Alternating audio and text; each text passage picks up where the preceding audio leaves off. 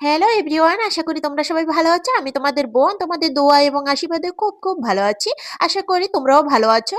তো নতুন আরেকটি ভিডিওতে তোমাদের সবাইকে স্বাগত। পুরো ভিডিওটি দেখতে থাকো, পাশে থাকো, আশা করি তোমাদের কাছে ভালো লাগবে। তো তোমরা দেখতেই পাচ্ছ শীতের সবজি, তাই না? এগুলি সব আমার বাবার বাড়ি থেকে পাঠিয়ে দিয়েছে। এগুলি সব আমার মায়ের ভালোবাসা। মা আমার পছন্দর খাবার বা আমার পছন্দের জিনিস সবসময় দেওয়ার ট্রাই করেন বা দিয়ে থাকেন। মানে কিছু খাওয়ার আগে যদি আমার পছন্দ হয় তো উনি ওইটা তখনই ভাবেন যে আমার মেয়েটা তো এটা পছন্দ করে, আমার মেয়ের জন্য এটা পাঠাবো বা আমার মেয়ের জন্য এটা রেখে দেবো। আমার মা আমাকে নিয়ে বরাবরই খুব ভাবেন। অনেক ভালোবাসেন আমার পরিবার আমাকে, যতটা প্রকাশ করা সম্ভব না। তো দেখেন আমার জন্য কি দুধ পাঠিয়ে দিয়েছে। শীত আসছে, পিঠা খাবো। তো পিঠা খাওয়ার জন্য মা এরকম চালের গুঁড়ো করে প্রায় ৪ কেজি চালের গুঁড়ো, দুধ প্রায় ৭-৮ লিটারের মতো দুধ, তারপর মিষ্টি কুমড়ার শাক হতে শুরু করে মানে আমার পছন্দের যত সবজি আছে সব পাঠিয়ে দিয়েছেন। তো এরকমই হয় হয়তো মায়েদের মন। তবে সব মা সমান না। কিছু, কিছু মায়েরা আছে যে নিজে খেয়ে বাঁচছে না, আবার সন্তানদের নিয়ে কি ভাববো? ও খেলে খেলো, না খেলে না খেলো। আবার এরকম কিছু সন্তানরাও কিন্তু আছে যে নিজে খেলাম, অন্য কেউ খেলো না খেলো দেখার বিষয় না। তো দেখো আতপ চালের গুঁড়া, তারপরে দুধ, তারপরে দেখো লাউ, তাজা লাউ গাছে, তারপরে কলা, মেটে আলু। মেটে আলু তো তোমরা সবাই চেনো, আবার অনেকেও নাও চিনতে পারো। এটা মাটির নিচে হয় আলু এগুলি। ও কুমড়ার ফুল, কুমড়ার শাক, মানে বিভিন্ন ধরনের সবজি পাঠিয়ে দিয়েছেন। আর শাক, বিশেষ করে শাক খেতে খুবই পছন্দ করি। বিশেষ করে মিষ্টি কুমড়ার শাক আমার খুব পছন্দ। আর এগুলো হচ্ছে ঢেঁকি শাক হয়তোবা, আমি সঠিক নাম জানি না। তারপর আরকি বললাম ঢেঁকি শাকই হবে। তো সাথে অনেক ফলমূলও আছে। তো এরকম মাঝে মধ্যে মা মাসের মধ্যে ২-১ বার পাঠিয়ে দেন।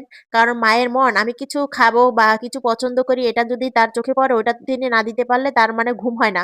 এরকম একটা অবস্থা। তবে এসব সবজি কিন্তু আমাদের নিজেদের জমিতেও হয় না। সবকিছুই মা কিনে পাঠিয়ে দিয়েছেন। শুধুমাত্র এই হয়তোবা এই ঢেঁকি শাকটা বাদে। আর হচ্ছে ডাব বাদে। আর সবকিছু মা কিনে পাঠিয়েছেন। মায়ের মন তো। আর আমার মা সবকিছুর আগে আমার প্রায়োরিটি সবার আগে দেন। যাই হোক বন্ধুরা, এখন দেখো আমি যদি শাকসবজিগুলো সব রেখে দিই নষ্ট হয়ে যাবে। তো কুমড়া ফুল এমনি তো নষ্ট হয়ে যায়। তো কুমড়া ফুলের বড়া করে নিচ্ছি দেখো। কুমড়া ফুলগুলি ভালো করে ধুয়ে নিয়েছিলাম। এরপরে হচ্ছে আতপ চালের গুঁড়া, তারপর হচ্ছে মসুরির ডাল বাটা, তারপর ধনিয়ার গুঁড়া, জিরার গুঁড়া, তারপর হচ্ছে অল্প পরিমাণে ধনিয়া শাক বাটা একসাথে মিক্সড করে উম একটা হচ্ছে ডো তৈরি করে নিয়েছিলাম। আর তারপরে হচ্ছে কুমড়া ফুলগুলি ধুয়ে তারপর মসলার সাথে ভালো করে মাখিয়ে একটু তেল বেশি দিয়ে ভেজে নিচ্ছি দেখো। এরকম ভাবে একদম মচমচা হয়, খেতেও ভালো লাগে। আর যদি বেসন দিয়ে ভাজো খানিকক্ষণ পরে নরম হয়ে যাবে, খেতে ভালো লাগবে না। আর হচ্ছে এরকম ভাবে যদি মসলা তৈরি করে বড়া ভাজো তাহলে খেতেও ভালো লাগবে আর একদম মচমচা হবে। এরপরে দেখো পেঁয়াজের কলি বলো আর ডগা বলো ভেজে নিলাম, আর সাথে হচ্ছে আমি ঢেঁকি শাকও ভাজি করব। যেহেতু শাক রেখে দিলে পচে যেতে পারে বা নষ্ট হয়ে যেতে পারে, তাই ঢেঁকি শাকগুলোও ভেজে নেব। তো দেখো ঢেঁকি শাকগুলি ভাজার জন্য প্রথমে পেঁয়াজ আর কাঁচামরিচ একটু হালকা ভেজে নিয়েছিলাম। এরপরে হচ্ছে ঢেঁকি শাকগুলি দিয়ে দিলাম, সাথে দিয়ে দিলাম লবণ, হালকা পরিমাণে অল্প পরিমাণে হলুদ গুঁড়ো, তারপর হচ্ছে কাঁচামরিচ কুচি, কাঁচামরিচ কুচি দিয়ে ঢেকে দিলাম। আর রসুন দিয়েছিলাম, কুচি কুচি করে রসুন কেটে দিয়ে দিয়েছিলাম। আর ঢেকে দিলাম। ঢেকে দিলে হচ্ছে কি শাকটা তাড়াতাড়ি করে সিদ্ধ হয় এবং শাকের কালারটাও সুন্দর থাকবে, একদম সবুজ সবুজ থাকে। তো এরপরে ধনিয়া শাক কুচি দিয়ে দিলাম। শাকে যত পরিমাণে মানে শাকের সমান সমান যদি ধনিয়া শাক দেওয়া হয় খেতে আরো বেশি টেস্টি হয়। তো দেখো ধনিয়া শাকও দিয়ে দিলাম আর বোম্বাই মরিচও দিয়ে দেবো, অল্প পরিমাণে বোম্বাই মরিচ দিয়ে দিলাম যাতে শাকের ঘ্রাণটা, শাক থেকে ঘ্রাণটাও ভালো আসে। তো দেখো ভাজা হয়ে গেছে, একদম সবুজ সবুজ থাকতে নামিয়ে নিলাম। এরপরে টমেটো দিয়ে টমেটোর ডাল রান্না করব। মসুরির ডাল আগের থেকে সিদ্ধ করে ঘেঁটে নিয়েছিলাম আর জলও দিয়ে দিয়েছিলাম। এরপরে কাঁচামরিচ, কয়েক টুকরো কাঁচামরিচ কুচি দিয়ে দিলাম আর টমেটো দিয়ে দিলাম। পাকা টমেটো দিয়ে দিলাম। আর সাথেই দেখো বোম্বাই মরিচ দিলাম। বোম্বাই মরিচ দিলে ডালের ঘ্রাণটাও সুন্দর আসে, খেতেও ভালো লাগে।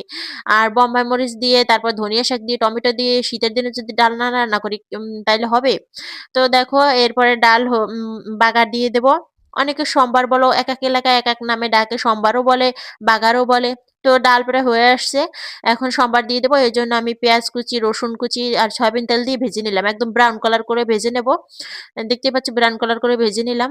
ডাল বাগার দিয়ে দিলাম। ডালের কালারটাও দেখো কত সুন্দর হয়েছে। আর এরকম ভাবে শীতের দিনে ডাল রান্না করলে খেতেও ভালো লাগে কিন্তু। তো বন্ধুরা সবাই সুস্থ থাকবা, ভালো থাকবা। আর আমার জন্য সবাই দোয়া এবং প্রার্থনা করবা আমিও যেন সুস্থ থাকি, ভালো থাকি। আর আমার ভিডিওগুলি ভালো লাগলে অবশ্যই পাশে থাকবা। নেক্সট ভিডিওর জন্য সবাই অপেক্ষা করবা। ধন্যবাদ সবাইকে।